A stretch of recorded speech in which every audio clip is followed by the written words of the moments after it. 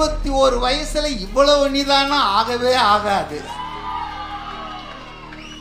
எவ்வளவுதான் ப்ரோவோக் பண்ணாலும் அதை அமைதியாக கடந்து செல்கின்ற அவருடைய அந்த நிதானம் தான் இந்த கட்சியினுடைய வெற்றிக்கு அடித்தளம் என்று நான் நினைக்கிறேன். லஞ்ச லாவண்யமற்ற நேர்மையான ஆட்சியை உங்களுடைய மையமான கோஷமாக வையுங்கள்.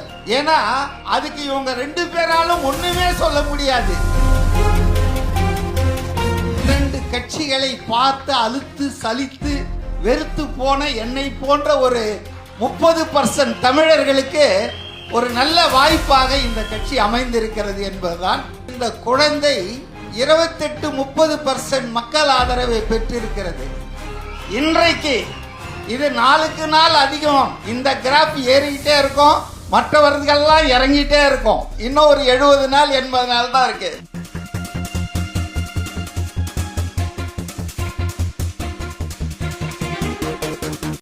அடுத்த முறை 3 வருடம் முடிஞ்சு 4வது ஆண்டு விழாவின் போது தமிழகத்தின் முதலமைச்சராக கலந்து கொள்கிற இந்த விழா இதே அரங்கிலே அல்லது இதை விட பெரிய அரங்கிலே நடக்க வேண்டும் என்று வாழ்த்துகிறேன்.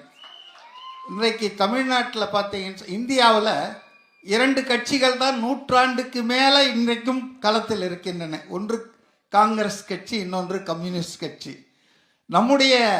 நம்முடையன்னா இங்கே நம்ம மெம்பராக சேரல, ஆனால் மானசீகமான ஆதரவாளர் ஃப்ரம் டே 1 முதல் நாளிலிருந்து நான் ஆதரிக்கிறேன். ஏன்னா இது ஒரு வித்தியாசமான கட்சியாக இருக்கிறது, வேறுபட்ட ஒரு கட்சியாக இருக்கிறது.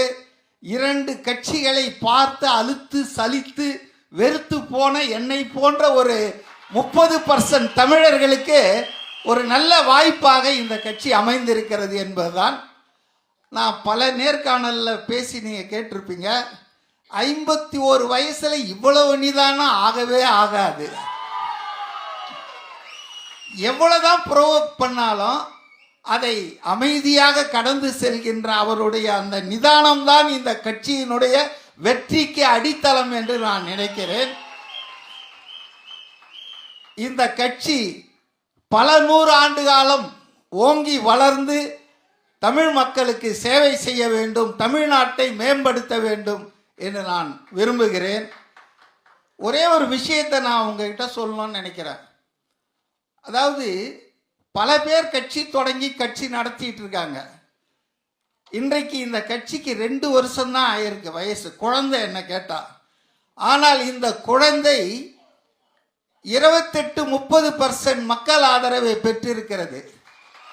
இன்றைக்கு இது நாளுக்கு நாள் அதிகம். இந்த கிராஃப் ஏறிக்கிட்டே இருக்கும், மற்றவர்கள்லாம் இறங்கிட்டே இருக்கும். இன்னும் ஒரு 70 நாள் 80 நாள் தான் இருக்கு. நிச்சயமாக வெற்றி கோட்டை இது தன்னந்தனியாகவே தொடும் என்ற நம்பிக்கை என்னை போன்றவர்களுக்கு இருக்கிறது. மற்றவர்களெல்லாம் 30 வருஷம் அரசியல் பண்ணவர்கள்லாம் எனக்கு தெரியும், இன்னும் 3% வரல. 16 வருஷமா ஒருத்தர் களமாடிட்டு இருக்காரு, அவர் 8% தாண்டல. ஆனால் தமிழக வெற்றி கழகத்தின் தலைவர் அவர்கள் இன்றைக்கே 30% அதை தாண்டி இருக்கிறார் என்றால் இது ஒரு இமாலய வளர்ச்சி, அசுரத்தனமான வளர்ச்சி. த கேப் இஸ் கெட்டிங் ஷார்ட்டர். 1% 1.5% தான் இருக்கு திமுகவுக்கும் தாவேகாவுக்கும். ஆக அது எந்த நேரத்திலும் பிரீச் பண்ணலாம் என்ற ஒரு கருத்து நேற்று இரவு நான் பார்த்தேன். அதே போல நீங்கள் விரும்பும் சீஃப் மினிஸ்டர் என்ற இடத்துல ரொம்ப ஷார்ட்ல 2 பேர் இருக்காங்க, ஸ்டாலினும் திரு விஜய் அவர்களும். ஆனால் 4.5 வருஷம் முதலமைச்சராக இருந்தவர் 7வது இடத்துலயே 6வது இடத்துலயே இருக்கிறாரு.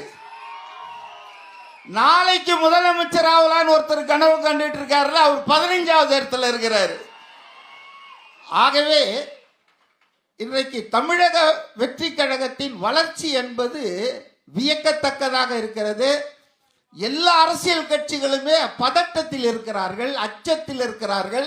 அதை என்னால் உணர முடிகிறது. வெளியே ஒன்றா சொல்லிக்கலாம், நாங்கள் 75 கட்சி, நாங்கள் 50 வருஷம் கட்சின்னு.